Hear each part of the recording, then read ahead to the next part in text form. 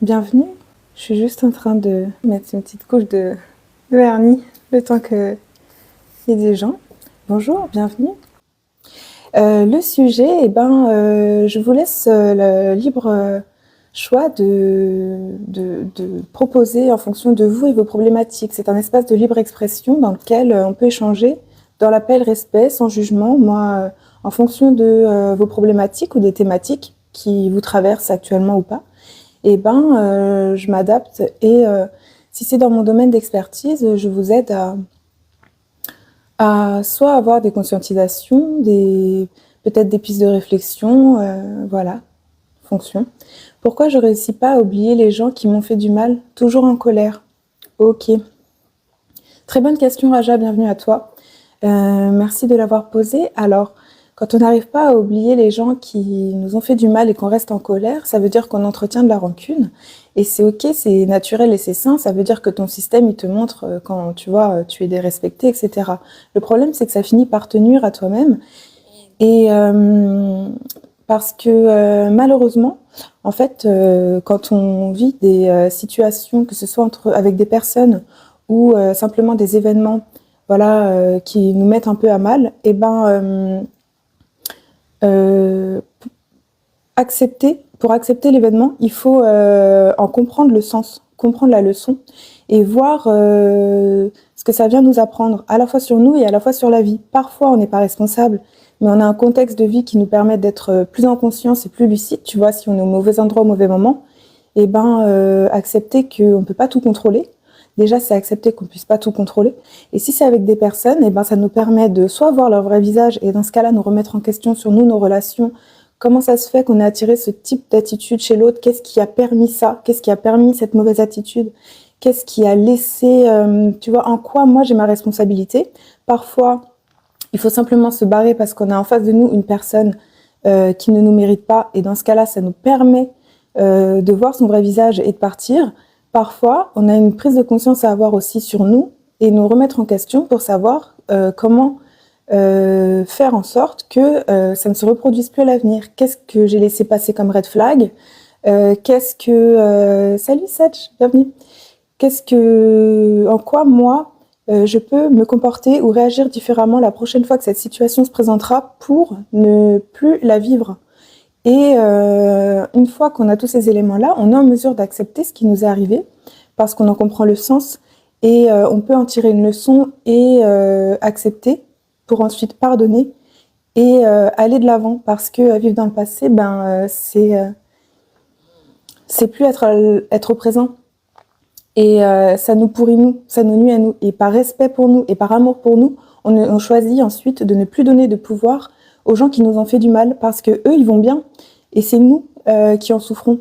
Et donc, il n'y a aucun bénéfice à entretenir de la rancune, il n'y a aucune gloire à ça, il n'y a rien, se venger non plus, c'est simplement nous, avancer dans la vie en conscience, choisir que parfois les leçons, elles sont apprises dans le dur et en tirer le meilleur. Voilà, souvent on est en colère contre soi-même, c'est très bien dit. Il y a toujours un versant. Si je suis en colère contre quelqu'un, c'est que fatalement je le suis aussi à l'intérieur de moi, envers moi-même, parce que il y a une part de moi qui a permis que cette chose-là arrive. Ah, vous m'entendez pas? C'est vrai? Est-ce que vous m'entendez? C'est dommage. Ah, merci Satch. Merci, ok. D'après toi, c'est combien le pourcentage des gens qui ont des red flags aux premières rencontres? Oh, bah, tu sais, d'après moi, rien du tout, en fait. Il n'y a pas de pourcentage à ça. Personne n'est parfait. Et merci de me rassurer sur le micro. Les red flags, déjà, ça dépend de toi, ton environnement, les gens avec lesquels tu t'entoures. Ils auront plus ou moins de red flags selon avec qui tu choisis de t'entourer. Et puis, non, pour moi, ça, c'est une question, tu vois, c'est propre à chacun. Comment ils osent me faire ça? Sûrement, ils voient une faiblesse en moi. Je sais pas ce qu'ils t'ont fait, Raja. Mais en somme, oui, fatalement, c'est-à-dire que Si on se permet quelque chose avec toi, des fois, il n'y a pas forcément besoin de prendre les choses personnellement. C'est-à-dire que t'as pas forcément tendu la perche, tu vois, t'as pas forcément tendu le bâton pour te faire battre. En revanche, si tu as l'impression que c'est récurrent et que tu vois, c'est pas la première fois, ou que tu laisses la personne le faire une fois, tu laisses une seconde chance, bah là, c'est tendre le bâton pour te faire battre. Et donc, faut voir en toi ce qui attire forcément, oui, cette chose-là à toi. Et si t'es trop gentil, par exemple, parce que tu couves une peur d'être rejeté, d'être abandonné, si tu veux trop plaire, si tu as des carences affectives, ce genre de choses, les gens, même si chez toi c'est inconscient, certains ils ont des détecteurs inconscients aussi parfois même. Donc ils pensent pas être mal intentionnés, mais ils vont te cibler parce que ça va entrer en résonance et ils vont savoir qu'avec toi ils vont pouvoir. Parce qu'ils n'auront pas trop de conséquences, parce que tu vas laisser faire, tu vas être en difficulté pour poser tes limites, tu ne sauras pas t'affirmer, ce genre de choses. Et ça, je ne sais pas quelle est la situation exacte, mais il y a forcément, tu vois, un miroir en face, ouais, peut-être toi, voir en quoi il y a une faille, il y a un déséquilibre, un désalignement où soit tu es trop permissif et tu permets à d'autres de te nuire à partir de quand tu te respectes plus, quoi. À partir de quand tu donnes trop. Et donner trop, c'est à partir du moment où on a l'impression de donner dans la perte. C'est-à-dire que un peu comme si on faisait une dette à l'autre en face. Je te donne parce que je mise sur toi, je te fais confiance et tout, mais j'attends un retour, j'attends ci, j'attends ça. Alors que quand on donne à quelqu'un, même de la confiance, eh ben c'est sans attente. C'est-à-dire qu'on est conscient qu'à tout moment l'autre en face il peut nous trahir et nous on est assez solide intérieurement pour savoir que si la personne fait ça, next, on n'est pas dépendant d'elle, c'est elle qui perd, c'est pas nous qui perdons, enfin tu vois. Red flag égale blessure émotionnelle, non, et tout le monde ont des blessures, ouais. Bah red flag c'est pas que blessure émotionnelle, hein, y a plein de choses. Hein. Donc si on arrive à voir les red flags, on aurait du mal à se mettre à trouver quelqu'un. Bah tu vois, la manière de réfléchir, c'est là ta manière de réfléchir dont tu as tourné la phrase, déjà, c'est que tu pars sur une dynamique de peur du manque. Par peur du manque, eh ben, j'accepte les mauvais traitements dès la racine parce que je sais pas, je suis pas sûre de trouver ce que je veux vraiment. Donc manque de foi et bah ouais, si toi-même t'es pas convaincu que une personne respectueuse, saine, voilà, avec qui tu vas pouvoir communiquer, pas parfaite, mais parfaite pour toi. Si t'es pas convaincu qu'elle existe et que tu pourras la rencontrer, bah dès le départ, tu vas te saboter, tu vas tolérer moins parce que tu vas t'en contenter et tu pourras t'en prendre qu'à toi-même d'être insatisfait parce que tu auras toléré ce que tu souhaites même pas pour toi. Et c'est là où il faut avoir de l'estime de soi et de l'amour de soi. Sinon, dès le départ, on accepte un peu de la merde parce qu'on pense pas mériter mieux. Pour moi, non, c'est pas une blessure émotionnelle, c'est un détail qu'on n'aime pas chez l'autre. Ça peut être tout plein de choses, ouais. Mais du coup, comment tu fais la différence entre red flag et imperfection? Ben alors ça, c'est propre à chacun, tu vois. Toi, ton système de valeurs en place et ton système de croyances, il y a des choses qui vont être rédhibitoires et il y a des choses qui vont être pas du tout un problème. Par exemple, je te donne deux cas de figure différents. Tu peux avoir une personne pour qui ce qui compte le plus chez la personne en face, c'est sa situation financière. Et peu importe, je sais pas, à la place, le temps de qualité que la personne elle est prête à t'offrir. Et puis tu peux avoir quelqu'un à côté qui va dire ah non mais moi je m'en fous de sa situation. Par contre j'ai besoin de quelqu'un avec qui je peux me connecter d'âme à âme. Et ce qui compte le plus c'est la profondeur du lien dans la connexion qu'on aura lors de nos échanges. Et là c'est deux choses complètement différentes. Et les deux personnes, t'en as une qui va faire ah non pas assez riche red flag et l'autre qui va faire pas assez profond red flag. Parce que c'est selon tes critères à toi, selon tes attentes à toi, tes besoins, tes propres besoins. Il faut que tu te connaisses et que tu saches ce qui est important pour toi. Et plus tu te connais, plus tu sais ce qu'il te faut. Et quand je dis ce qu'il te faut, c'est dans le sens ce qui va te combler par envie, pas par besoin. T'es pas dans le besoin. L'autre, tu dois pas en avoir besoin, tu dois en avoir envie. Sinon, tu vas dès le départ dans une relation de codépendance. Je suis toujours dans le montrer que je suis gentille alors que eux, normalement, ils se culpabilisent. Ouais, Moi, j'ai longtemps eu ce problème, hein, tu sais, à vouloir être trop gentille parce que c'était mon éducation en fait. Et j'ai déconstruit ça parce que la gentillesse, ça vient du cœur. Et être méchant, c'est comment dire, être méchant, c'est nuire à quelqu'un volontairement avec la ferme intention de lui nuire dès le départ. Par contre, tu vois, poser ses limites, c'est pas être méchant. En fait, il faut revoir ce qui pour toi est être gentil. Et si pour toi être gentil, c'est te sacrifier, c'est pas bon. Tu vois, il faut que tu sois en mesure de connaître tes limites. Et pour que les autres les respectent, il faut que toi-même tu respectes tes propres limites. Et ce ne sera pas les autres qui vont le faire à ta place, tu vois. C'est ça qui est compliqué. Et c'est parce qu'on a peur, voilà, on a intégré que quand on faisait pas ce qu'on nous demandait, bah paf punition ou paf sanction. Et donc du coup, alors la recette du lapin à la mandarine, qu'est-ce qu'il veut lui? Je le bloque. Tu vois, regarde, j'ai aucun mal à bloquer quelqu'un qui vient mettre une énergie que j'ai pas envie d'avoir et je me sens pas méchante en fait, je m'en fous. Et quand bien même on peut me trouver méchante, vu que je suis détachée du regard de l'autre parce que j'ai confiance en moi et je sais ce que je fais, pourquoi je le fais, bref, je doute pas, et grand bien leur fasse de me mettre l'étiquette qu'ils veulent. Et du coup, je me respecte à chaque instant parce que je suis pas parfaite, hein, mais je veux dire par là que à partir du moment où t'as pas peur de déplaire, t'es libre. Donc les red flags qui cités par d'autres coachs ne sont pas valables pour tout le monde. Alors il y a absolument rien qui est jamais valable pour tout le monde. On est tous uniques. Et il y a des tendances, bien sûr qu'il y a des red flags qui doivent être, qui sont plus ou moins communs. Du genre, quelqu'un qui te frappe, globalement, c'est un red flag, tu vois. Mais après, moi typiquement, ça, je dirais jamais, voilà, c'est de la violence. Par contre, ça dépend à qui tu fais référence, quel coach, mais sur le principe, on est tous uniques, on est tous différents.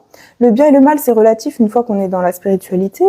Le tout, c'est toi, quand tu te connais et que tu connais ton système de valeurs, qu'est-ce qui te nuit? Et c'est un red flag à partir du moment où ça te nuit à ton intégrité, à ta dignité, à qui tu es, à tes valeurs profondes, à tes aspirations. Tu le sens si ça te tire vers le bas ou si ça te pousse vers le haut. C'est en fonction de chacun sa vie, chacun sa vision, chacun ses croyances, ses propres limites. Et à partir de là, tu vas créer des généralités, c'est ça qui fout la merde. C'est qu'après, on se conditionne et on s'adapte alors que c'est pas réellement nous, quoi. Et les coachs qui te vendent des choses toutes prêtes, ça peut être que du sur-mesure en soi.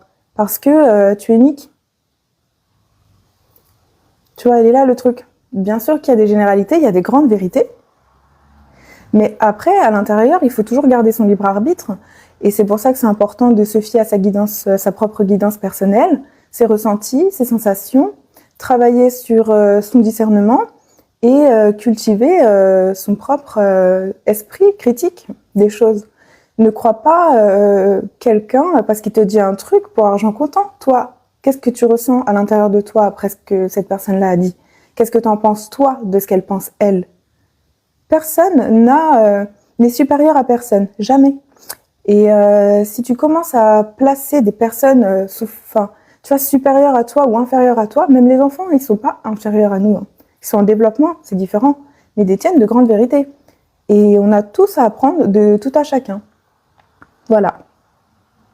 Donc moi, tu me verras pas dire, je sais pas moi, jamais, oui, ça c'est un red flag, ça non, parce que t'es qui, c'est quoi vos systèmes de croyances, est-ce que ça matche ou pas, quels sont vos... Voilà, qui êtes-vous déjà, tu vois?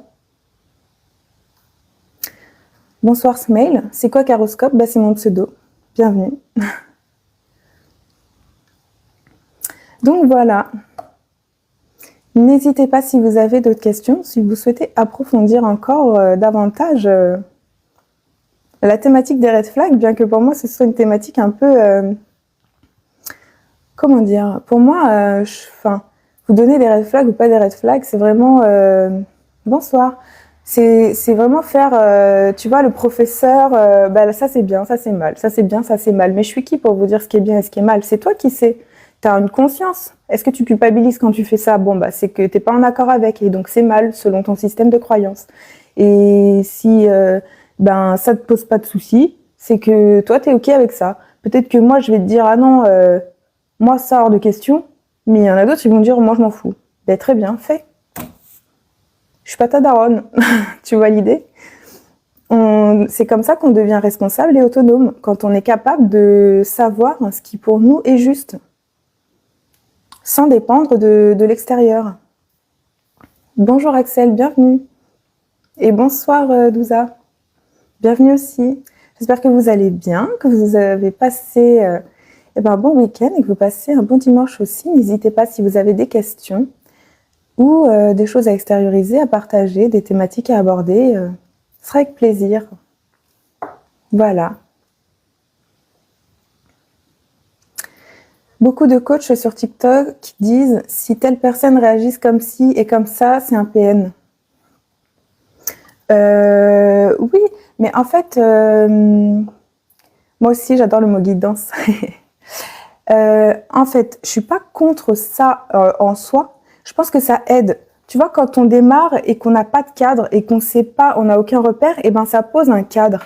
Mais dans ce cadre, sentez-vous libre en fait d'être vous-même déjà. Bien sûr que moi, ça m'a aidé, par exemple, ce type de vidéo-là, il y a des années, tu vois, quand j'étais avec un PN, justement, pour me rendre compte, pour me situer, parce que j'avais plus de repères, j'avais été gaslightée dans tous les sens, et j'avais besoin d'aide pour remettre un peu, tu vois, qu'est-ce qui est sain, qu'est-ce qui est normal, qu'est-ce qui est plus ou moins toléré, pour pouvoir, voilà. À partir de là, ensuite, je me fais mon propre avis, parce que bah, c'est important, sinon on est dans une dictature ou alors tu fais face à un gourou.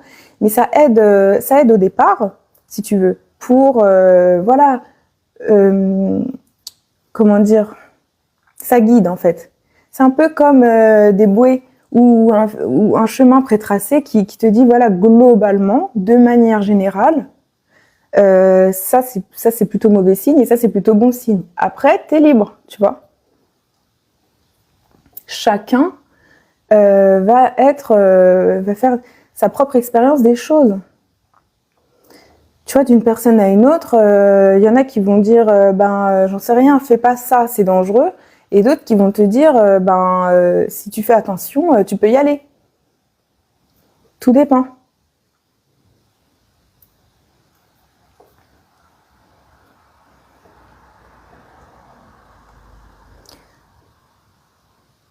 Si tu sais pas, je sais pas moi, si tu sais pas nager, va pas plonger du haut de la falaise pour faire un kiff et te retrouver en train de te noyer en bas. Non, évite. Là, je vais te dire évite. Si tu fais du, je sais pas comment on appelle ça là, du, voilà, c'est ton kiff, t'es professionnel et tout, t'as envie de te faire un plongeon, mais vas-y quoi. Et d'une personne à l'autre, oui, forcément, c'est pas pareil.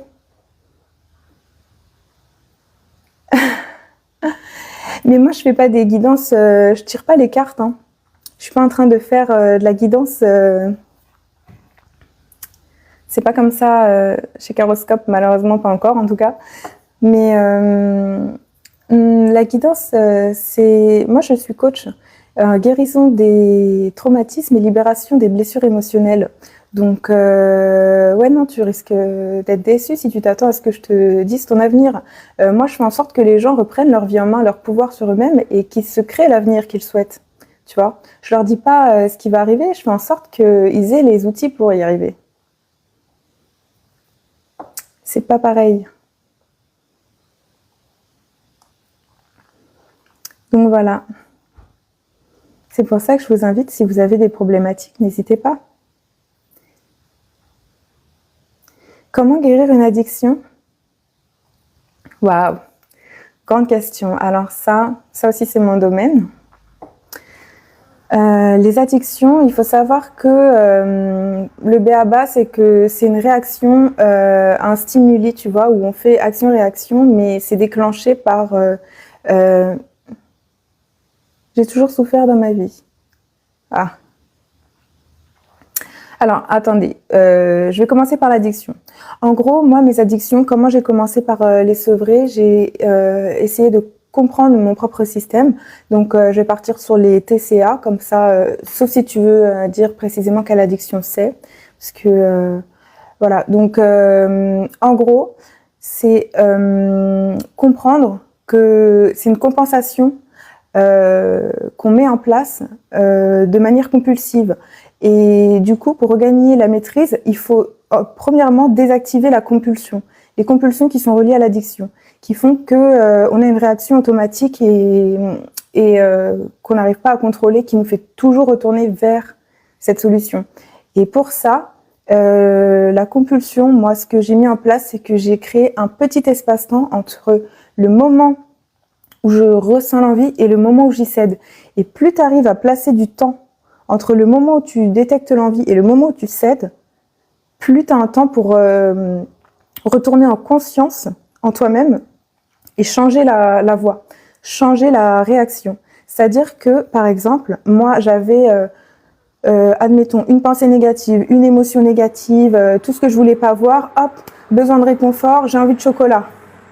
Eh ben, ok Caro, on veut changer ça, donc qu'est-ce qu'on fait? Ah, je sens que j'ai une fringale. Avant d'y céder, quelle est ma dernière pensée? Quel est mon truc? Tac, tac, tac. Et une fois que tu arrives à rattraper tes dernières pensées ou à te reconnecter à ton corps émotionnel et ressentir la dernière émotion qui t'est venue avant que ça te déclenche, en fait, et ben, déjà, tu as un premier élément sur savoir quoi travailler. Qu'est-ce qui te trigger? Qu'est-ce qui va pas en toi?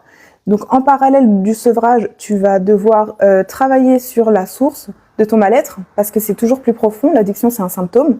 Et au début, ne sois pas dur avec toi-même, ne te culpabilise pas, cède à ton addiction, mais écarte de plus en plus les délais pour avoir de plus en plus de temps pour revenir en conscience entre le moment où tu détectes et le moment où tu cèdes, parce qu'ensuite, quand tu as suffisamment de latence, et ça, je pense qu'il suffit d'environ 30 secondes, normalement c'est tenable, et ben, il y a des techniques pour te reprogrammer ton inconscient dans ce laps de temps-là, qui fait que tu vas réussir à reprogrammer le lien que tu as mis en place, qui était action-réaction.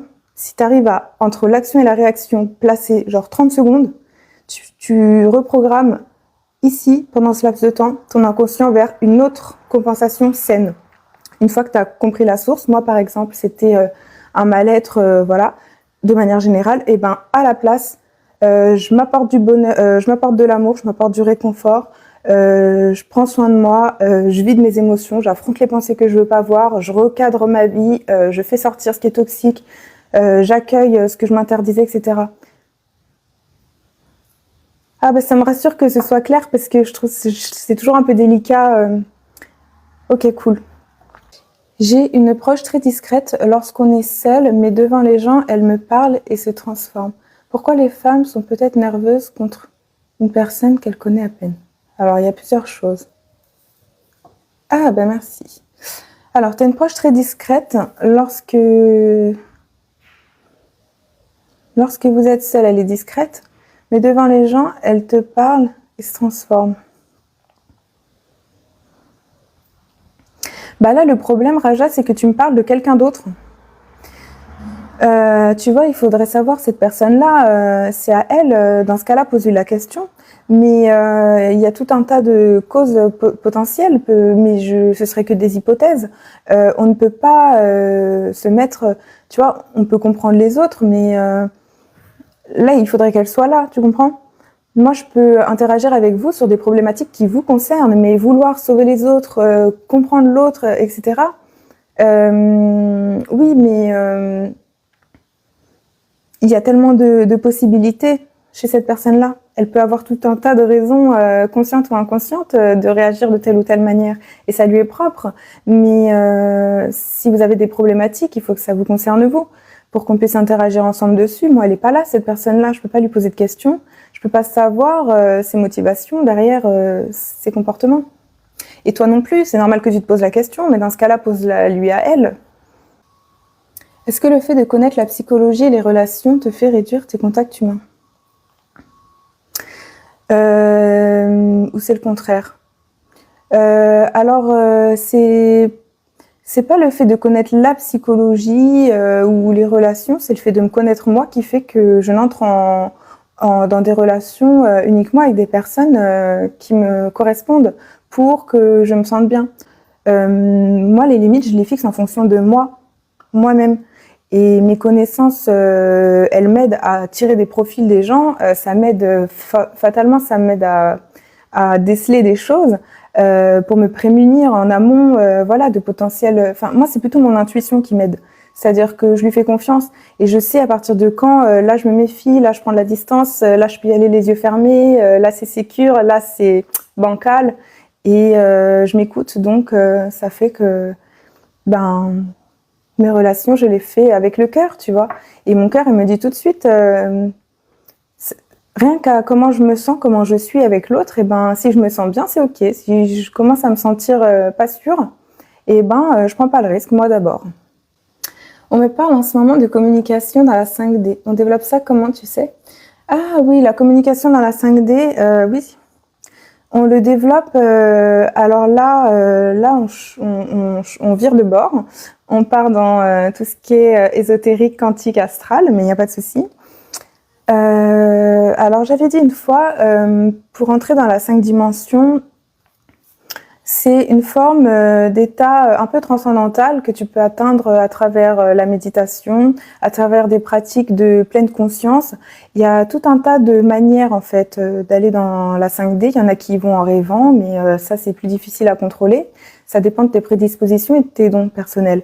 Mais en gros, si tu veux aller développer la 5D, il faut que tu développes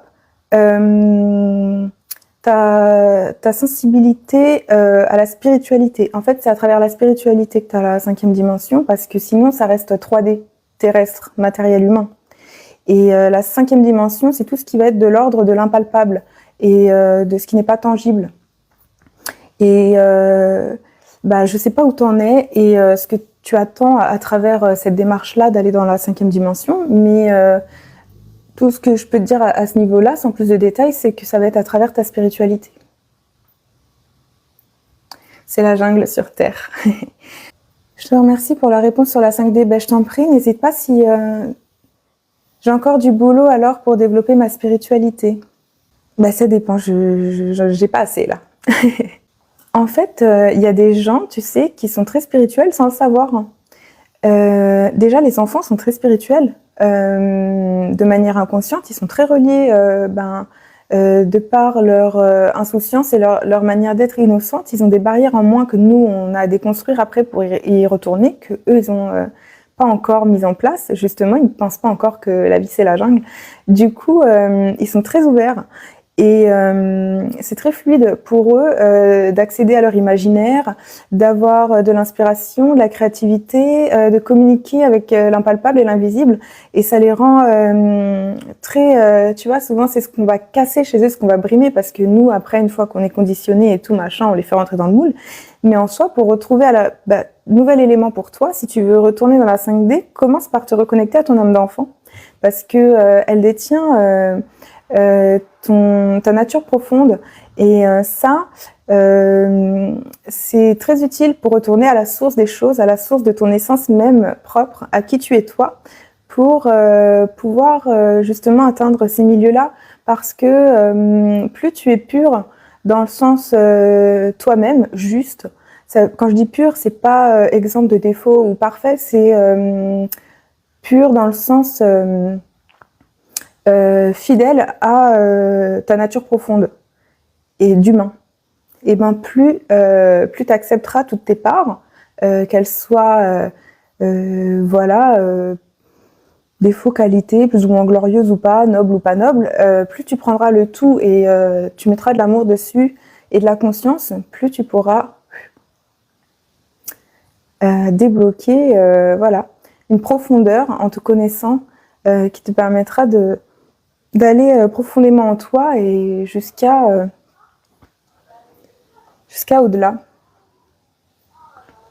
Je pense avoir des dons, mais j'ai pas encore développé. Oui, en fait, j'ai rêvé de quelqu'un récemment, j'ai parlé avec et on m'a dit c'est la 5D, mais j'ai pas fait exprès. Oui, alors c'est fort possible. Personne, alors ça c'est le problème avec la 5D, c'est que personne à part toi-même ne peut te confirmer ce que tu dis.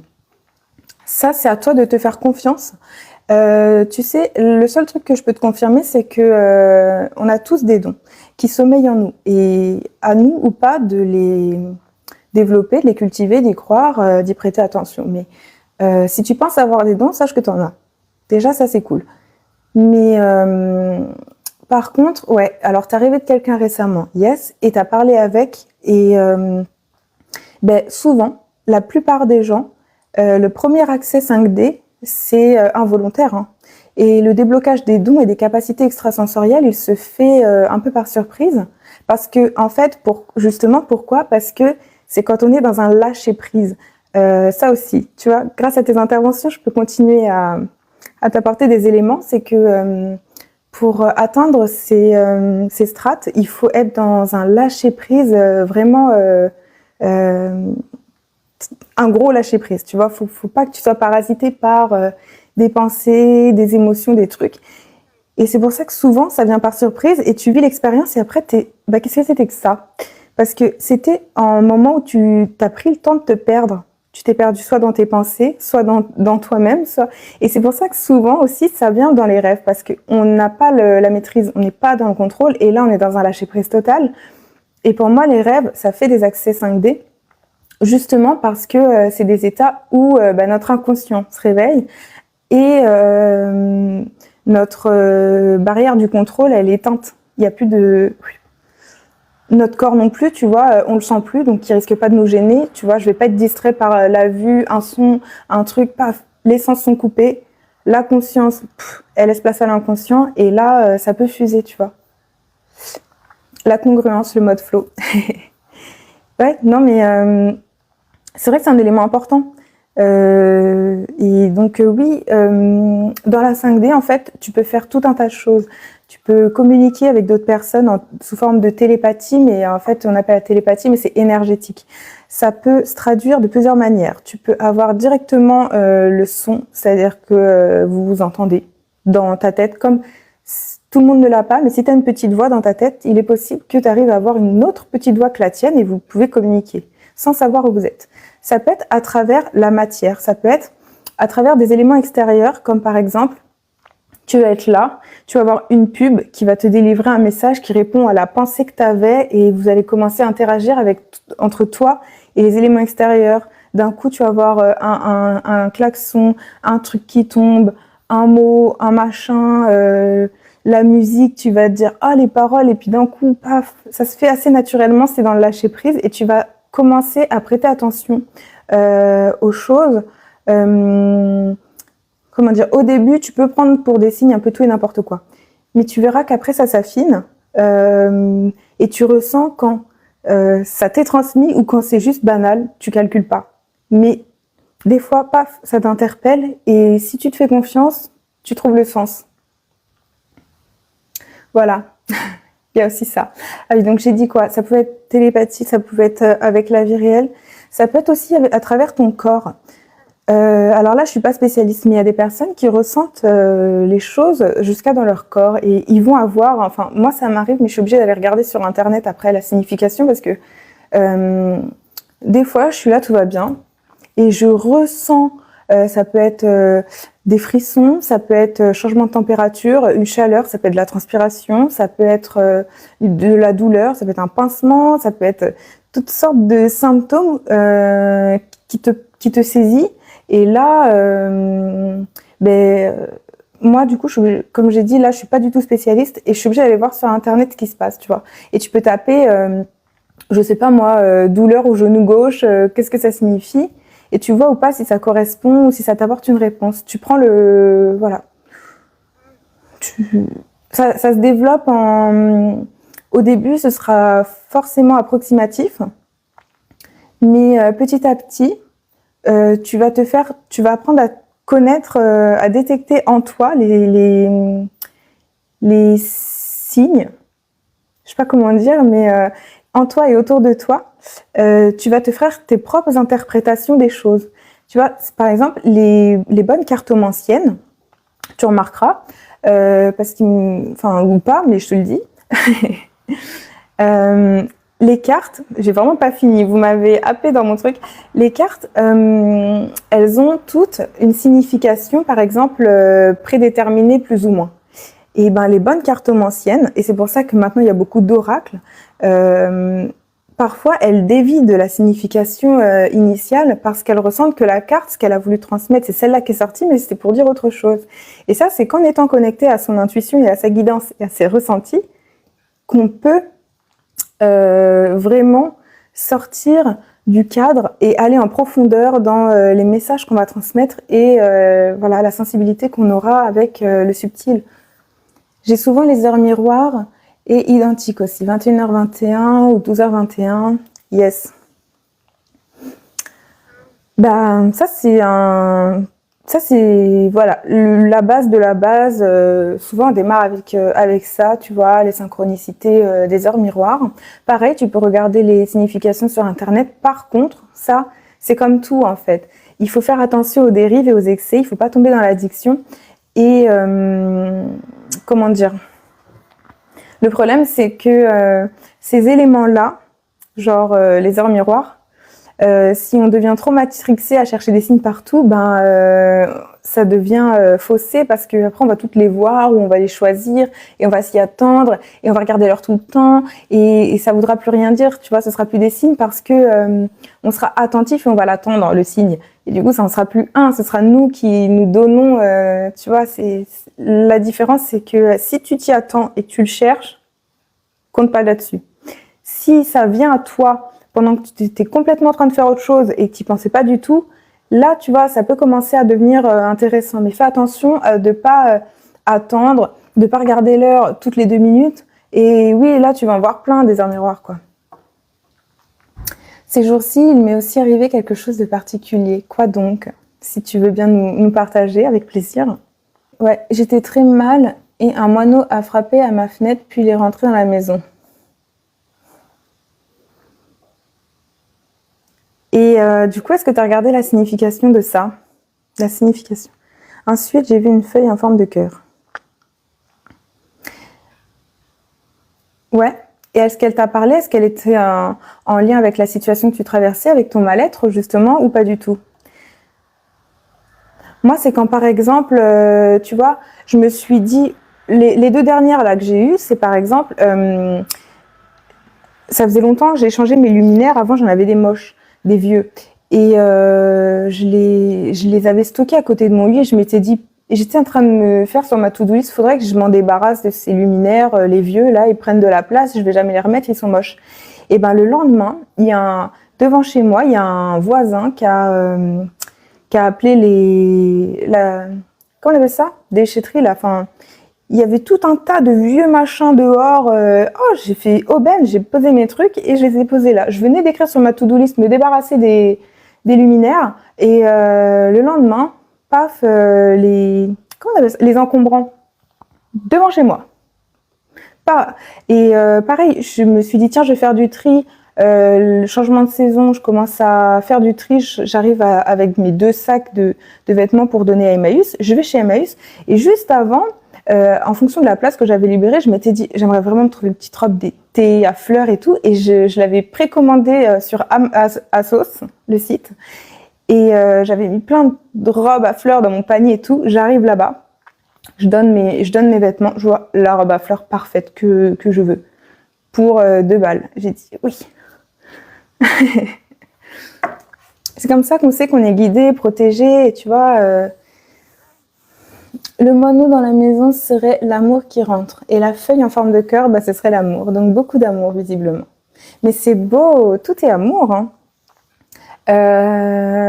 Et toi, t'en es où avec l'amour, par exemple? Est-ce que t'es dans le lâcher-prise? Est-ce que t'as des attentes? Est-ce que tu le recherches? Est-ce que tu le manifestes? Est-ce que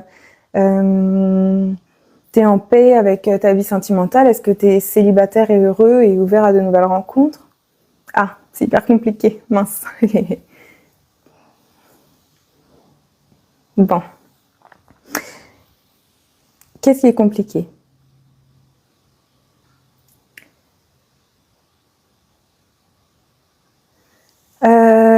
Alors, tu vois, là, ça m'intrigue.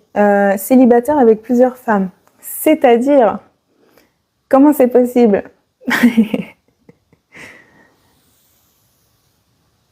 Ah, Pacifique. Bienvenue, bonsoir. T'as plus besoin de lunettes. Moi non plus, parce que j'ai mis mes lentilles du coup. Eh ben, je t'en prie, j'espère que tu vas bien. N'hésite pas si tu as des questions ou une thématique à aborder, quelque chose à nous partager, à extérioriser. Voilà. Ben, j'apporte tellement que je peux le partager avec plusieurs personnes. Tel un partage. On va dire ça. Mais en fait, toi, qu'est-ce que tu désires? C'est ça la question. Il n'y a pas de... tu vois, il y a pas de un statut qui est mieux qu'un autre. C'est en fonction de toi. Et dis, qu'est-ce que... si ça te convient et que tu es bien comme ça, parfait. Mais comme tu dis que c'est compliqué, j'imagine que la situation, tu aimerais qu'elle soit différente. Du coup, qu'est-ce que tu souhaiterais idéalement pour que ce soit pas compliqué? Qu'est-ce que tu souhaites, toi? Oui, ça marche dans 5 minutes. Qu'est-ce qu'il y a dans 5 minutes, Pacifique? C'est bizarre, je t'appelle Pacifique du coup, parce que je sais pas comment. Moi, je souhaiterais une seule femme, mais la bonne. C'est intéressant. Parce que déjà, tu considères que tes relations sont pas les bonnes, alors que tu vois, toutes les relations, si on les a, elles ont toutes. Ah, Michel, ça marche. Toutes les relations qu'on vit, elles ont à nous apporter. Et la première chose à faire, si tu souhaites une femme, eh ben, c'est de commencer par pas en avoir plein. Faut être cohérent d'abord avec soi. Elles sont très intéressantes mes relations, mais elles ont des freins. En fait, c'est là où souvent on veut pas trop se regarder parce que c'est un peu désagréable, mais chercher une femme qui soit la bonne en ayant plein de femmes sur le tech et en fanfaronnant, pour dire ça comme ça, je sais pas comment dire autrement, ben du coup, toi-même, t'es incohérent avec toi-même. C'est comme si moi je te dis ah bah j'aimerais vraiment une silhouette athlétique et puis que je fais que de manger du chocolat quoi. Je vais te dire oui, je comprends, mais il faut commencer par tu vois revoir ton attitude et ton comportement parce qu'une femme la bonne qui sera la seule, unique, celle qui sera faite pour toi, si elle débarque là tout de suite maintenant dans ta vie et qu'elle te voit avec ton harem en face, elle va partir et tu vas passer à côté. C'est pas incohérent? Eh ben tant mieux. Ben, je te souhaite bon courage dans ta quête alors. Dans ce cas-là, si pour moi c'est incohérent.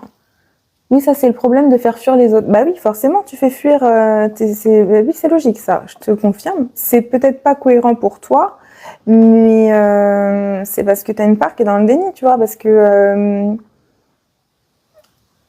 comment dire, j'ai pas d'autres exemples pour moi, c'est clair. Tu supposes que je suis croyante? C'est-à-dire croyante de quoi? J'ai des croyances, oui, comme tout le monde, mais je n'ai pas de religion, si c'est ça la question. Bon, Vegeta Moustache, je sais pas pourquoi t'es là, mais parler de mon physique, c'est pas le... Voilà. Ouais, donc, Eddie, comment t'expliquer ça différemment? On attire ce qu'on est et ce qu'on vibre. Et donc, soit en miroir, soit directement similaire. Je l'ai bloqué, je l'ai bloqué Vegeta. Et si tu veux, ouais, si tu veux une femme, bah, faut commencer par être célibataire pour de vrai, parce que toi, tu dis que t'es célibataire, mais au final, tu dis que t'as plein de femmes. Donc, non. Déjà, ça, dès le départ, moi, la première chose que je t'ai dit, c'est explique-moi, je comprends pas, c'est pas cohérent.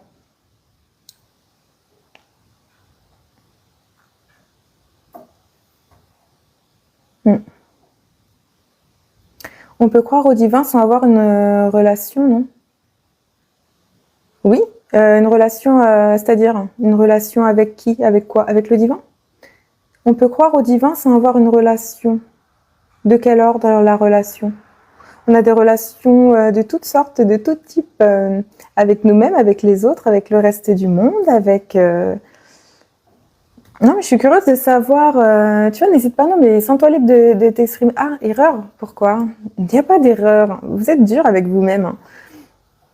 Vas-y, prends le temps que tu veux, formule les choses de la manière dont tu veux. Moi, après, tu vois, t'es pas responsable de la manière dont je comprends et j'interprète. Hein. Ah, une religion? On peut croire au divin sans avoir une religion. Ah bah oui. Oui, oui, oui. Moi, c'est mon cas du coup. Donc, je te le confirme.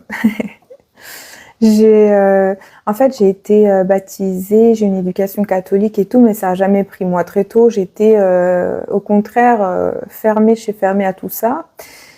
Et justement, ce qui m'a réconciliée avec la spiritualité, c'est la vie en elle-même et mes expériences de vie, mes expériences, mes EMI, voilà, tout ce à quoi j'ai survécu, etc., qui m'ont fait prendre conscience qu'en fait, j'étais vachement protégée et guidée et aimée, tu vois, pour être encore là à ce jour. Et j'ai pas eu d'autre choix que de réaliser, quoi. En plus, voilà, j'ai fini par avoir des dons qui sont réveillés et autres, donc... moi, ça s'est pas fait à travers la religion, ça s'est fait à travers l'expérimentation de ma propre vie et de mes expériences de vie qui me l'ont montré, plus ou moins, tu vois. C'est venu à moi. Et sous forme de révélation. Et les gens appellent ça des éveils spirituels ou des réveils spirituels. Voilà, vous voyez l'idée, quoi. Et donc, c'est totalement décorrélé de la religion, ce qui m'a permis de développer mon propre système de croyances et d'évoluer au sein de mes propres expériences. Voilà, chacun son chemin de vie, quoi. À quel âge en fait, c'est là avec du recul, je me rends compte que petite, j'étais très connectée et croyante, mais vu qu'on essayait de me faire entrer dans la religion, et ben moi j'ai coupé net. Et ensuite, après, c'est revenu à 25 ans. Il faudrait donc que je ferme toutes les portes, plus de femmes pour trouver vraiment l'amour? Non, je t'ai pas dit de ça.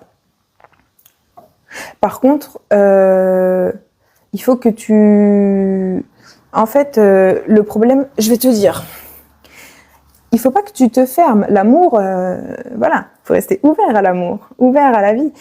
Par contre, si tu as une idée précise de la femme, tu vois, qui te conviendrait, ne pas accepter de relations avec des femmes qui ne sont pas la femme que tu souhaites. Parce que du coup, elle viendra pas. Si tu es déjà dans une autre relation avec une autre femme que tu souhaites pas, toi-même, ne te contente pas de ce que tu ne veux pas pour toi-même. Tu vois? Tu vas forcément ne pas t'épanouir, ça va être frustrant et en plus c'est même pas, c'est ni respectueux pour toi ni respectueux pour ces femmes parce que tu les aimes pas à leur juste valeur. Au lieu d'être aimé pleinement par quelqu'un qui les considère comme la femme parfaite, toi tu vois chez elle des freins, tu les multiplies pour essayer de te faire un package, de trouver en plusieurs ce que tu veux voir en une. Eh ben non en fait.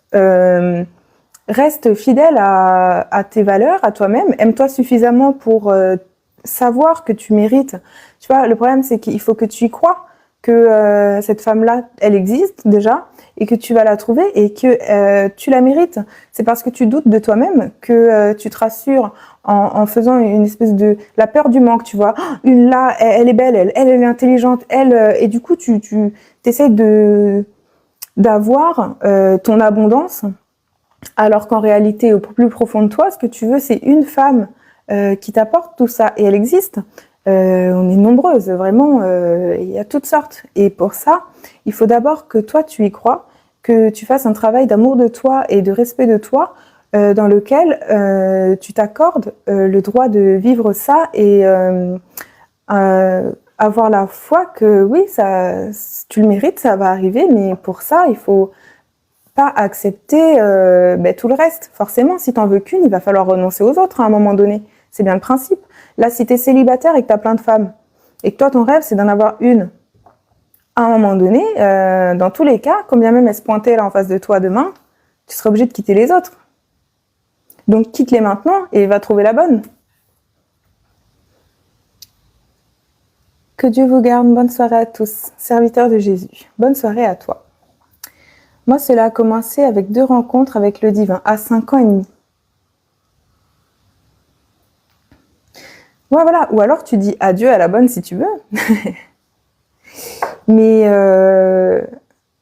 ou pas forcément. Tu peux aussi faire le choix d'en avoir plusieurs. Euh, toi, tu veux le beurre et l'argent du beurre. Tu veux la bonne et les autres. Et dans ce cas-là, tu peux aussi. Mais non, tu veux pas ça. Bon bah oui, alors il faut faire des choix. C'est ça qui est difficile, c'est le renoncement. Si t'as la bonne, t'oublies les autres, ouais. Parce qu'en fait, tu seras investi, engagé, amoureux et tout, et du coup, voilà, tu lui consacreras, tu t'estimeras qu'elle te mérite, et tu lui donneras ce que tu penses qu'elle mérite aussi. Si j'ai pas la bonne, je veux les autres. Je comprends. Eh oui. Mais tu vois, je vais te donner un autre exemple avec, parlons d'un projet financier par exemple. Admettons, tu rêves d'être auto-entrepreneur, de vivre de ta passion, mais ça va te demander tout ton temps, toute ton énergie et toute ton attention de vivre ce rêve-là. Et toi, t'es pas prêt à faire le sacrifice de une première année où tu gagnes moins, où tu galères un peu et tout. Et du coup, tu veux maintenir ton niveau de vie avec un job qui te paye bien, le temps de monter ton entreprise pour vivre de ta passion. Et ben, il y a forcément un moment donné où il va falloir faire un choix. Soit tu quittes ton autre job parce que tu as besoin de t'investir pleinement dans ton autre entreprise, quitte à avoir une période où ben tu seras un peu dans le vide, tu seras un peu dans le creux parce que c'est ça le changement. Pour avoir du nouveau, il faut faire de la place. C'est ce que je disais avec Emmaüs, tu vois. Je voulais une nouvelle robe, ben, j'ai vidé mes anciens vêtements et j'ai accueilli des nouveaux vêtements. Parce que sinon, on est limité dans le temps, dans l'espace. Et si tu gardes tout plein de femmes autour de toi et que tu veux la bonne, ben, à un moment donné, il y a un problème de physique. Là, on arrive sur de la physique. C'est un problème de place. Et c'est là où c'est important de faire des choix, tu vois, parce que, comment dire, tu vois, un arbre, et ben, s'il veut une belle floraison à l'été, et ben, à l'hiver, il est obligé de tout perdre. À l'automne, voilà, pour refleurir la saison d'après et être rayonnant et tout. Parce que s'il garde ses vieilles feuilles, il va juste se flétrir et mourir dans ses vieilles feuilles, quoi. Et il fera jamais de belles fleurs. Parce que s'il suit pas le processus, comme tout dans la vie, c'est un processus. Et donc, t'as besoin voilà, même tes cheveux, tout, analyse autour de toi. La vie, elle nous montre comment vivre, en fait, autour de nous. La nature nous montre à chaque instant. C'est que, prends ce que tu veux, tu verras que d'abord c'est croissant, tu vois, c'est naissant, ça se crée, ça se développe, puis à un moment donné, ça atteint un pic de voilà, c'est son max, ça atteint sa maturation, et puis même le fruit, tu vois, à un moment donné, bah il pourrit si tu le laisses là et que tu fructifies pas dessus. Et voilà, je sais pas comment te le dire autrement, mais il y a des cycles, quoi. Et si tu veux entrer dans un nouveau cycle, une nouvelle phase de vie, si tu veux voir de nouvelles choses dans ta vie, tu es obligé de laisser partir l'ancien pour accueillir le nouveau. Ça va être super dur vraiment de rester seul. Et ben ça, c'est le b.a.-ba de la base. Tu vois, toi qui voulais justement développer ta connexion avec la 5e dimension, si t'es pas capable de rester seul, ça va être difficile parce que c'est en entrant en soi qu'on accède aux dimensions supérieures. Et si t'es pas capable de rester seul, ça veut dire que tu as des choses à régler avec toi-même, parce que les seules personnes qui se sentent mal avec elles-mêmes, c'est que, tu vois, elles ont des choses intérieurement qui leur sont désagréables à rester avec. Donc justement, pour éviter ça, de les voir, de les conscientiser, de les ressentir ou de les vivre, elles vont chercher à l'extérieur tout un tas de raisons de ne pas regarder à l'intérieur. Mais le jour où tu arriveras, si un jour tu fais cette démarche-là pour toi-même, à te poser avec toi-même et petit à petit faire le taf d'aller regarder, d'aller un peu trier, épurer et tout ça, voilà, avec un regard honnête sur toi, sans te culpabiliser de ce que tu pourras trouver, en toute sincérité envers toi-même, et ben je t'assure que ça va te faire non seulement un bien fou parce que tu seras mieux avec toi-même, et là tu pourras être mieux avec les autres, et ta femme, tu pourras la trouver plus facilement aussi, et tu trouveras encore une femme encore mieux que dans tes espérances, parce que toi-même tu seras mieux avec toi-même. Et donc, tu attireras une femme qui sera bien avec elle-même, et vous pourrez être bien ensemble, du coup. Et vous ne serez pas dans la dépendance l'un de l'autre. Parce que si tu veux une femme, parce que déjà, tu n'arrives pas à être seule avec toi-même, tu vas être dépendant d'elle dès le départ. Parce que tu auras besoin qu'elle soit là. Donc, limite, moi, je trouve ça rassurant que tu en aies plein. Parce que la pauvre nana qui va tomber sur toi et où tu vas t'accrocher comme une moule à son rocher parce que c'est toi, tu peux pas, tu vois, ça fait là tu vois, on voit le problème de l'enfant intérieur, soit tu as une blessure d'abandon ou de rejet, que sais-je, mais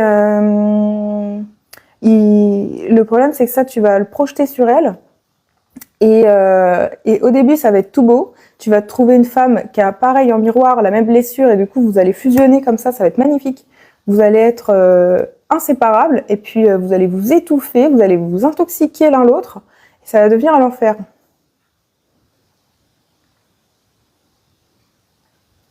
Je pense que tu dois retourner la situation inverse que tu as une pour 3 mecs. Incompatible inverse, je n'accepte pas. Mais oui, souvent c'est ça. Sûrement les deux blessures réunies, tu sais, c'est possible, on a tous des blessures, hein, conscientes ou inconscientes, mais la bonne nouvelle, parce que là c'était un peu dur ce que je viens de sortir, c'est que on peut tout pacifier en nous. On a le pouvoir intégral sur toute notre personne. Et on est tous, chacun... ah, attendez. Le fameux puzzle qui dit que... Voilà. Ce qui est beau, c'est que on a notre libre arbitre et on a plein de leviers, de ressources et d'outils pour évoluer, nous sécuriser, nous pacifier, résoudre, pardonner, accepter, traverser les émotions, vivre les rancunes, voilà, se vider, se décharger pour ensuite être libre et heureux, quoi. Mais déjà, c'est bien si tu es en conscience sur... En fait, je pense que c'est pas anodin que t'es... Tu vois, je me rappelle que tu as dit... que tu avais eu des signes d'amour, le moineau et puis la feuille en forme de cœur. Et ben, je crois que justement, ce serait judicieux pour toi de t'intéresser à ton corps émotionnel. Quand je dis ton corps émotionnel, c'est ton enfant intérieur et tes émotions de manière générale. Parce que je pense, peut-être que je me trompe, mais je te donne mon avis, t'es libre ou pas de le prendre. Je pense que psychologiquement, t'es quelqu'un de très en conscience. Je pense que tu as une très bonne capacité d'analyse de toi et des autres, que tu es plutôt lucide. Enfin, je pense que c'est pas trop à ce niveau-là que tu vois, ça bloque. Mais je pense qu'au niveau du cœur, ce serait bien que tu essayes d'y retourner un peu, d'essayer de voir où tu en es avec tes ressentis, avec tes émotions, avec voire même tes sens. Est-ce que tu es relié à tes sens? Reprendre, voilà, au lieu de partir du haut de tout ce qui est cérébral, partir du bas du corps et remonter vers ton cœur ou passer de la tête au cœur. Mais l'idée, c'est que les deux se rejoignent au milieu, quoi. Parce que c'est ça aussi qui va te permettre un alignement ensuite de toutes les parts de toi et de tout pour la réalisation de toutes tes aspirations à terme. Mais ouais, voilà. Et ça, il n'y a que toi qui peux entrer en toi. Bien sûr que, tu vois, tu peux recevoir plein de conseils, plein d'aides, plein d'outils et tout, mais tu sais, aujourd'hui, ma vie m'importe peu. Si je peux offrir aux autres, ça permet de ne pas sombrer. Voilà, donc là, d'un coup, on tombe dans le syndrome du sauveur. Comment veux-tu sauver la vie des autres si ta propre vie ne compte pas, tu vois? Commence par te sauver toi, du coup, et deviens inspirant comment dire? On ne peut pas offrir aux autres ce qu'on n'a pas déjà soi. Je peux pas te donner Je peux pas te donner de l'argent que j'ai pas. Je peux pas te donner à manger si mon frigo est vide. C'est pareil, tu vois. Et là, tu as surtout beaucoup d'ombre à offrir, beaucoup de carences et beaucoup de blocages émotionnels. Tu t'en rends peut-être pas compte, mais ce que tu appelles de la lumière, en l'occurrence, c'est inconsciemment des compensations. En fait, tu te rachètes une conscience en faisant ça, parce que t'es pas capable d'être seul avec toi-même, et ça, c'est le reflet d'un inconfort à l'intérieur de nous. Et donc, va voir tes ombres, en fait, et va nettoyer, parce que si tu veux donner de la lumière, c'est dangereux. Tu vas donner le triangle de Karpman. Tu vas servir des je t'ai aidé, maintenant aime-moi s'il te plaît parce que je suis bloquée au niveau de l'amour. Ça, c'est problématique. Ça donne du chantage affectif. Eddie, il faut que tu appliques les conseils. Comment tu nettoies? Alors là, c'est une démarche personnelle qui t'incombe d'aller regarder en toi. Alors ça peut être te reconnecter à ton enfant intérieur, et on parle d'enfant intérieur parce que c'est notre corps émotionnel qui est souvent relié à cet âge-là. C'est la part de nous qui détient tout notre émotionnel. Donc tu vois, nos émotions naturellement libres avant qu'elles soient brimées ou qu'on ait des peurs d'adultes qui viennent se mettre dessus, avant tout conditionnement. On ressentait pleinement la vie à travers notre corps, à travers notre cœur. Et l'enfant intérieur, tu peux le retrouver de plusieurs manières. Tu peux le retrouver en méditation, tu peux le retrouver en écrivant, en te remémorant des souvenirs, mais tout ce qui va être lié à entrer de nouveau en contact avec l'enfant en toi, l'enfant qui sommeille en toi. Donc, c'est-à-dire, moi, après, tu vois, ça, tu peux te renseigner et trouver des méthodes. Moi, je propose des méthodes à travers justement la méditation et l'écriture intuitive. Mais là, ça demande, tu vois, une séance ou une thérapie en live comme ça. C'est pas... Après, voilà, c'est vraiment un métier, quoi. Mais tu peux faire la démarche tout seul déjà. Premièrement, gratuitement. Moi, je te donne ce qui peut t'aider, c'est d'aller te renseigner sur les mots-clés qui sont enfant intérieur, blessure de l'âme. Tu as Lise Bourbeau qui a répertorié les 5 blessures de l'âme, si tu veux commencer à te renseigner. Et puis, tu as... ouais. Est-ce que tu as déjà mis des choses en place, toi, pour améliorer ça dans ta vie? Tu appliques et tu t'impliques. Nouveau slogan. Pacifique incompatible. Tu appliques et tu t'impliques. Ouais. En gros, moi personnellement, comment j'ai reconnecté avec mon enfant intérieur, donc j'ai commencé par rejouer mes souvenirs heureux. C'est-à-dire que j'ai pris une feuille et un stylo et j'ai noté qu'est-ce que j'aimais faire quand j'étais enfant. Il y a plein de trucs qui sont revenus. J'aimais dessiner, j'aimais chanter, j'aimais danser, j'aimais jouer, j'aimais faire de la musique, j'aimais faire tout un tas de trucs. J'ai tout listé. Et du haut de... c'était à 25 ans que j'ai repris ce travail-là. Et ben, je te dis pas, laisse tomber. Je suis arrivée chez moi, j'ai poussé les meubles, j'ai pris ma télécommande, j'ai fait mon meilleur karaoké dans mon salon. La, la, la.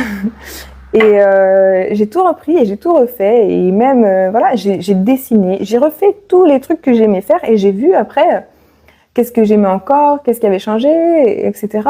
Et ça a recréé un lien avec mon âme d'enfant, déjà à travers ce biais-là, qu'ensuite j'ai continué de développer avec la méditation. J'ai visualisé mon enfant intérieur et je suis allée lui parler, et c'est là que j'ai vu l'ampleur du travail à faire, parce que mon enfant intérieur était dans un sale état, complètement muet, complètement fâché contre moi, parce que je l'avais oublié pendant si longtemps, et ça a été tout un travail déjà de retrouver la connexion, de renouer le lien avec, de rentrer en communication, et tu vois, quand tu dis sauver les autres, commence par prendre soin de toi, en fait, tu vois. T'aimais les filles déjà étant enfant. Il n'y a pas de mal à aimer les filles. tant que c'est dans le respect. T'as plein de signes de Dieu, l'univers ou la source. Eh ben, il n'y a plus qu'à. Parce que le problème, c'est que toujours tout mentaliser. Après, c'est bien beau de tout savoir, mais ça change pas nos vies si on passe pas à l'action derrière. Et pour passer à l'action, malheureusement, quand l'émotionnel il est bloqué, eh ben, on n'y arrive pas. C'est tout l'enjeu de la guérison des blessures émotionnelles, c'est que entre la tête et le corps, il y a le cœur, malheureusement pour toi, et que si tu veux voir des réalisations concrètes de ce que tu aspires à vivre ou à changer dans ta vie ou à améliorer, si émotionnellement t'es pas aligné, ta tête elle va te dire ah c'est super facile, j'ai juste à faire ça. Et au moment de le faire, fatigue, procrastination, diversion, compensation, compulsion, réactivité, symptômes en tout genre. Et là l'univers, les signes qu'il va t'envoyer, c'est plutôt des gros barrages. Hein. Tu vas te prendre des murs dans la tête, ils vont te dire non, tu peux pas y arriver tant que t'as pas libéré ton émotionnel, parce qu'en fait ça peut pas marcher là. Et ça marchera pas malheureusement. Voilà, monsieur.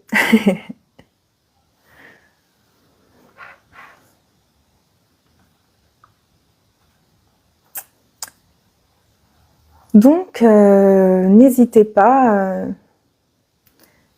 Merci pour vos compliments. Ouais, c'est un peu... je préfère être honnête, tu vois, que de bercer d'illusions et te dire, si, vas-y, fonce. Après, tu peux foncer, te prendre le mur et tu vas finir par comprendre par toi-même. Ça aussi, ça fonctionne. Hein. Franchement, la vie est une excellente école. Hein. On devrait, tu vois, on a toujours tous les éléments pour finir par comprendre. C'est juste que c'est plus rapide d'aller voir quelqu'un qui a déjà traversé ce qu'on traverse ou qui a déjà atteint ce qu'on souhaite atteindre pour gagner du temps, avoir les bonnes clés, être orienté correctement. Mais en soi, tu peux totalement y arriver par toi-même. C'est juste que ça va être long parce que la vie, ce qu'elle va faire, c'est qu'elle va te mettre des obstacles, des murs, des signes, des trucs, jusqu'à ce que enfin tu tires la leçon. Et tant que ça dépend de toi. Tu vois, il y a des gens, ils vont jamais tirer la leçon. Et ils vont passer leur vie à se manger des murs. Et ils vont finir victimes indéfiniment parce qu'ils prendront jamais leurs responsabilités. Et voilà, une vie de victime. La vie est dure, mon Dieu, qu'est-ce que je suis malheureux, j'arrive jamais à aboutir à mes trucs, le sort s'acharne sur moi. Et non, c'est toi qui veux pas comprendre. Aussi. Donc, voilà. Et c'est ok.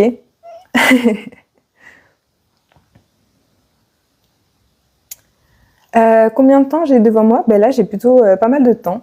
J'étais en train de faire maison, mais j'ai pas fini. Et comment tirer la leçon? Ah, mais c'est une bonne question, ça, c'est intéressant. Pour tirer la leçon, il faut se remettre en question et voir en quoi on a notre pouvoir sur la situation, notre pouvoir d'agir ou notre pouvoir de réagir, notre pouvoir de penser différemment, notre pouvoir de changer. C'est-à-dire que, en fait, si par exemple j'entreprends une action quelle qu'elle soit et qu'elle n'aboutit pas au résultat que je souhaite, au lieu de me démotiver, de tout lâcher, de péter un plomb, de ce que tu veux. Bon, sors ta frustration, c'est sain. Mais après, si tu veux tirer la leçon, tu essayes de te faire face avec un regard non critique sur toi-même, dans le non-jugement, sans te culpabiliser. Regarder où est-ce que tu peux recommencer ton action en modifiant ce que tu penses être des facteurs qui ont déclenché l'échec par la suite. Ça peut être réagir différemment, choisir un autre timing, modifier un peu, je sais pas, faire des ajustements et petit à petit, tu vois, à chaque fois que tu te casses la gueule, tu vois, quand t'as appris à marcher, on t'a pas mis comme ça, paf, allez, tu fais comme ça, un pied devant l'autre et tu t'es mis à marcher direct. Non. T'es tombé, tu t'es relevé, t'es tombé, tu t'es relevé. Et en fait, à force de tomber et de te relever, à chaque fois, tu gagnais en équilibre, tu musclais tes jambes, tu prenais en expérience, tu vois, t'appréhendais ton corps et t'as fini par y arriver jusqu'à ce que ça devienne totalement naturel pour toi. Et comment t'as tiré la leçon? Ben, parce que à chaque nouvel essai, t'as conscientisé de nouvelles choses. T'as conscientisé que, ah oui, tu peux plier ton genou. Ah oui, puis en fait, si j'écarte pas assez mes jambes, j'ai mon équilibre, mon centre de gravité, paf. Et petit à petit, tu vois. C'est comme ça. C'est en se remettant en question et en acceptant.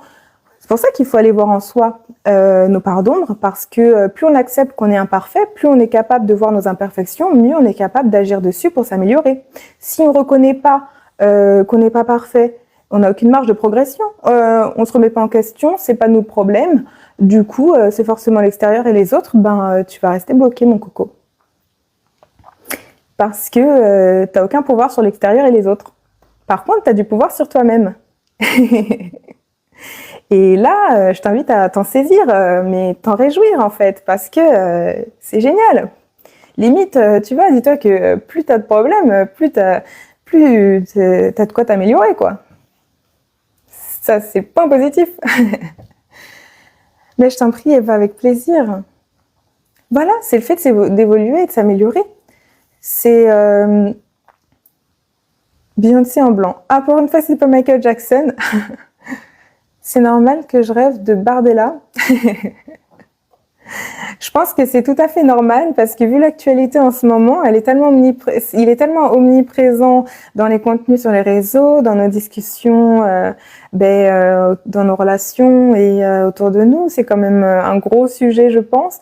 Donc, ça ne m'étonnerait pas que ça te travaille dans ton inconscient jusqu'à ce que ça ressorte dans tes rêves. Je sais que c'était une question secondaire, mais par contre, moi, je ne fais pas de politique sur mon compte. Donc,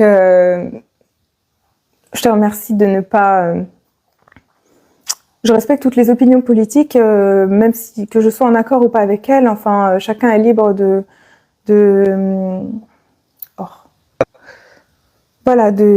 d'entretenir ou de soutenir les croyances et les pensées qui lui incombent. En revanche, je ne souhaite pas être véhicule d'une quelconque propagation d'idées politiques. La vie est un jeu et parfois nous avons des montagnes russes et d'autres. Mais oui. Mais attends, j'ai une question. Tu suis ou pas du tout la politique? Bah là, je viens de te répondre.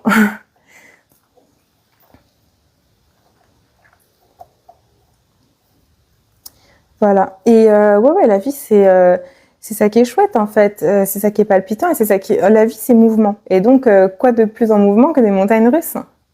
C'est ça, c'est que la vie, elle est en perpétuelle évolution. On fait partie d'une machine d'évolution, ou pas d'une machine, mais vous voyez, tout est cyclique, tout est mouvement. Dès que c'est statique, c'est mort. Ça. Donc, oui, des hauts, des bas. Et c'est comme ça que... Les flammes jumelles, tu en penses quoi? Bonsoir, Farid. Les flammes jumelles, qu'est-ce que j'en pense? Waouh, ça c'est technique. Je pense que ça existe, mais que c'est comme Bardella en fait. C'est trop problématique dans la manière dont c'est instrumentalisé en fait, à des mauvaises fins. Quand je dis des mauvaises fins, c'est que vu comment tu as avalé ta salive, le sujet est sensible. Ah oui, non, mais c'est vraiment sensible hein, pour le coup. Mais c'est ok, ça fait partie de... Comment dire? En fait, je trouve que c'est sensible parce que d'un côté, moi, j'y crois fermement, mais je trouve que c'est dangereux parce que c'est quand même un certain niveau d'éveil, c'est quand même assez limité, très peu de personnes. C'est romantisé et idéalisé alors que c'est vraiment un calvaire sans nom et beaucoup d'épreuves. Tu vois, on parlait de montagnes russes juste avant et je trouve que atterrir sur les flammes jumelles, c'est vraiment entrer en résonance l'un avec l'autre, quoi. Les flammes jumelles, c'est les montagnes russes. On parlait de blessures émotionnelles. Ben, si tu es dans une relation flamme jumelle, dans un parcours flamme jumelle, tu vas en chier jusqu'à la mort et tu vas être obligé de t'épurer jusqu'à la dernière miette de ce qui va pas chez toi parce que en fait ça pardonne pas. C'est-à-dire que Le moindre truc, tu vas devoir le sortir, l'extérioriser, le vivre, le traverser. Les montagnes russes, c'est même plus des montagnes russes, là, c'est traverser de l'espace, des allers-retours. Là, tu développes tes dons. Ça, c'est clair que tu débloques tes capacités. Tu entres en toi comme jamais, enfin, tu vois, de la manière la plus profonde qui soit, jusqu'à dans tes vies antérieures, jusqu'à dans ton histoire, ton karmique et tout ça. Ah ouais, non, mais c'est... moi, j'y crois. Mais par contre... c'est trop romantisé et le problème c'est qu'il y a des gens qui du coup en mal de romance vont vouloir tu vois s'identifier à ça et il y a un côté où c'est bien parce que bah, ça pousse à la guérison malgré tout, tu vois, qu'on soit flamme jumelle ou pas. Il y a un côté où les gens sont poussés à du coup faire le travail, ça peut être un moteur. Par contre, ça peut être ravageur si, tu vois, ça te fait rester dans des relations toxiques sous prétexte que tu t'illusionnes de rêver flamme jumelle alors que pas du tout, quoi. Et là, la barrière, il y en a pas. Et comme je te disais tout à l'heure, la 5e dimension, c'est propre à chacun. Personne n'est en mesure de dire à la place de quelqu'un d'autre s'il y est entré, ce qu'il a expérimenté. C'est impalpable. C'est une dimension qui est jusqu'à présent pas encore retranscrite dans la matière. On peut en parler, on peut tenter de le décrire, on peut tenter de l'aborder et d'en faire voilà un schéma, des explications et tout. Ça reste une expérience qui se ressent. Et tu vois, c'est comme décrire une émotion. On peut tenter de te décrire une émotion, mais c'est comme la vue à un aveugle. Tu peux tenter de lui décrire les choses, il en aura sa propre... voilà, c'est abstrait. Et la 5e dimension, c'est ça. C'est comme un nouveau sens, tu vois, dont certains disposent et d'autres pas. Et c'est très difficile de faire comprendre à quelqu'un qui voit pas ce qu'est une couleur. Et il y a que toi qui sais si tu l'as vu ou pas, si tu y allais ou pas. Et la relation flamme jumelle, c'est pareil. Il y a que toi qui ressens si tu es dans une relation ou pas, flamme jumelle ou pas. Voilà, sa propre perception. Mais ce qui est sûr, c'est que c'est un niveau très élevé de guérison, d'éveil spirituel et de maturité à la fois émotionnelle, psychologique et physique, et qui te demande une épuration. Mais là, on est sur une épuration, voilà, d'âme, de blessure, qui dépasse même la vie présente de la personne. Ça va libérer des choses jusqu'à dans les familles, jusqu'à dans des générations passées qu'on n'a potentiellement même pas connues. Des fois, il y a même des personnes qui portent des bagages universels. C'est-à-dire que moi, pour te dire, j'ai dû un truc énorme qui m'a... mais vraiment, c'était horrible à traverser. C'était que, ça se voit pas trop, mais je suis métisse. En gros, j'ai une mère qui est blanche et un père qui est antillais. Et quand j'ai épuré la mémoire transgénérationnelle du colon et de l'esclave, j'en ai chié, en fait. C'était un calvaire pour faire la paix avec ces parts de moi. Enfin, voilà, les flammes jumelles, c'est pas juste une histoire d'amour, en fait. C'est juste ça que je veux dire. Là, j'insiste. C'est que on prend le truc souvent à la légère, on est là, le yin, le yang et machin. Oui, certes, mais ça c'est la version, ça c'est édulcoré et c'est en surface que ça permet à tout le monde de poser un cadre. Mais par contre, dans les faits,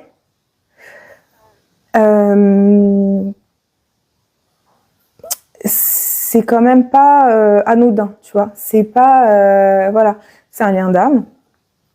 Sur le principe, c'est ça. Et c'est pas la relation de monsieur et madame tout le monde que tu vas croiser à chaque coin de rue, quoi.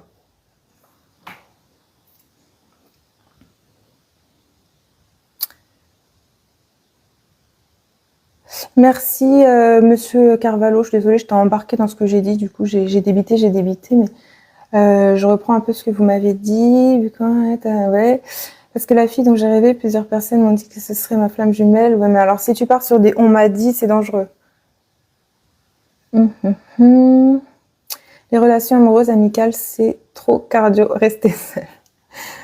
ça, c'est pas ce que je recommande parce que je pense qu'on a tous besoin des uns des autres pour créer du lien. Je pense qu'il faut être bien seul pour pouvoir ensuite avoir des relations saines et que du coup, ce soit plus du cardio, mais ce soit du plaisir. Ça peut être du plaisir de faire du cardio avec d'autres, mais on s'est compris. Pas dans la souffrance, quoi. Oui, pour moi, l'amour que j'ai ressenti pour elle était divin. Mais tu vois, c'est possible, hein.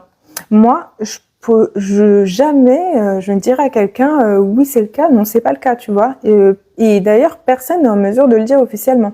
On peut avoir, tu vois, des intuitions, des signes, des tendances qui vont nous dire que oui, peut-être, ben là, ça colle, voilà, on peut t'aiguiller et tout. Par contre, le truc, c'est que c'est ça qui est très dur avec aussi ce chemin-là, c'est que tu es extrêmement seul. Quand tu vis une relation flamme jumelle, tu es obligé de retourner à l'intérieur de toi et de faire confiance à ta propre guidance, parce que dès que tu la donnes à l'extérieur, tu vas te faire balloter et tu n'auras pas d'autre choix que de revenir à toi, parce que tu vas te perdre et tu vas perdre du temps aussi. Enfin, tu perdras pas du temps, tu vas apprendre sur le chemin, etc.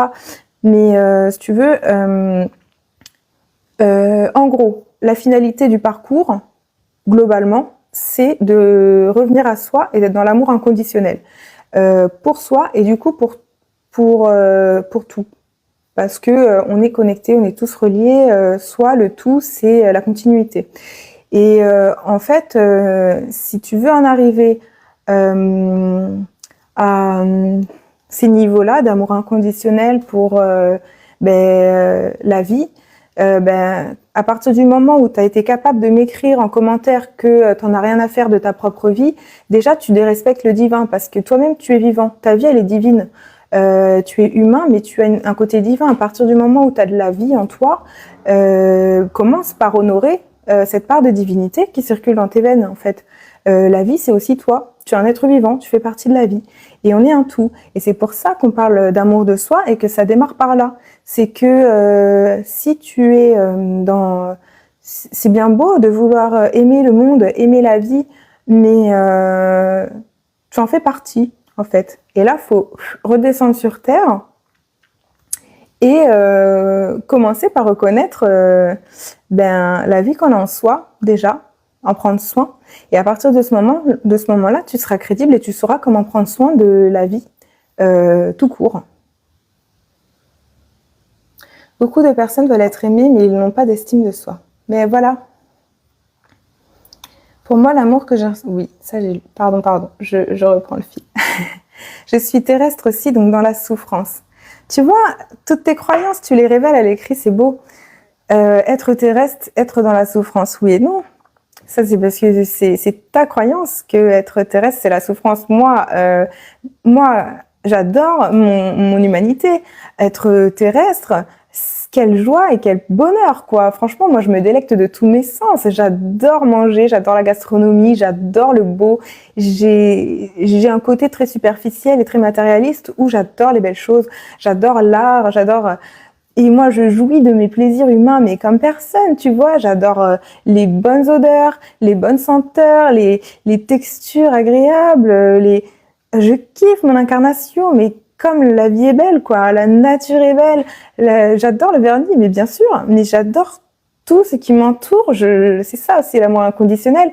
Et du coup, j'arrive même à aimer,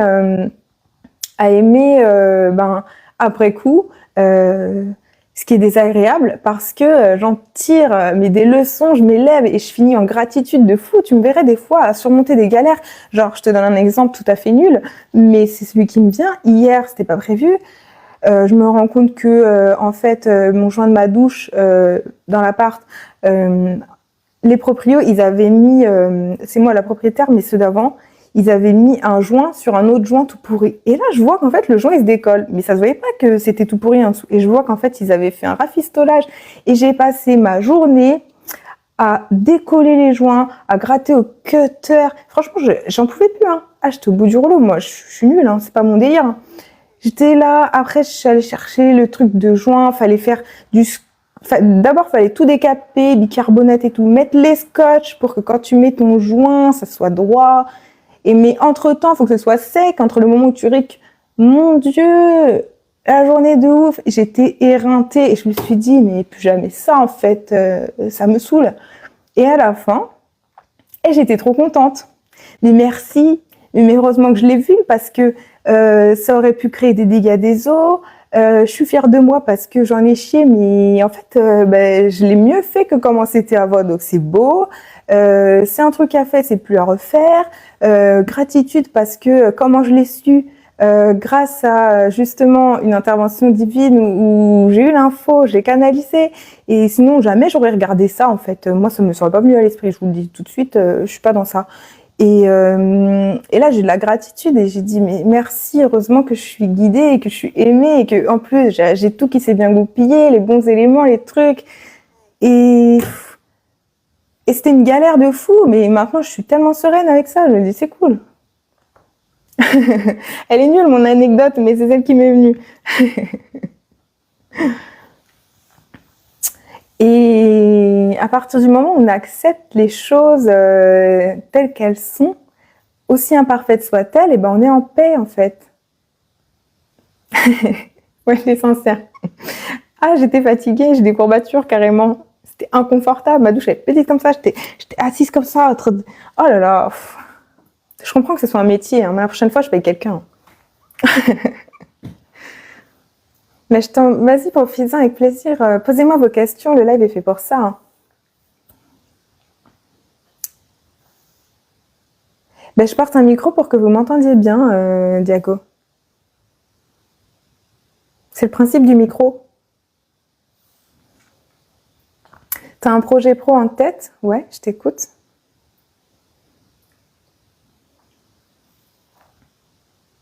Alors imagine une relation amoureuse qu'un des deux partenaires n'a pas fini complètement.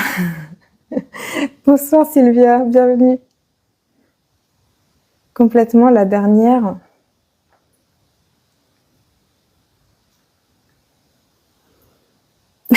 Bah oui. Bah ouais, ça me permet d'être à l'aise et tout, que de me dire faut que je sois près de mon téléphone pour que vous m'entendiez. Je pourrais obtenir pas mal d'aide, mais ça va me coûter aussi les 3/4 de mes économies. D'accord.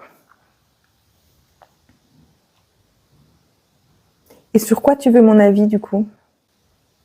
Mais belle soirée Sylvia, merci à toi d'être passée sur le live. De toute façon, je vais bientôt le couper, hein, ça fait un moment. Donc au plaisir vraiment. À très vite. Au plaisir. Bonne soirée à toi, bonne soirée à tous d'ailleurs. Sur le fait qu'étant pas heureux, j'ai envie de découvrir le monde. Mais merci à toi Sylvia. Là, Eddie, tu m'as fait un mix-max de... T'as tout mélangé, quoi. J'ai un projet pro, j'ai des économies. Merci. Mais du coup, je veux voyager et découvrir le monde. Pas facile à l'écrit. Non, mais en plus, c'est vrai, je te comprends. Les caractères sont limités et je crois qu'il y a des filtres...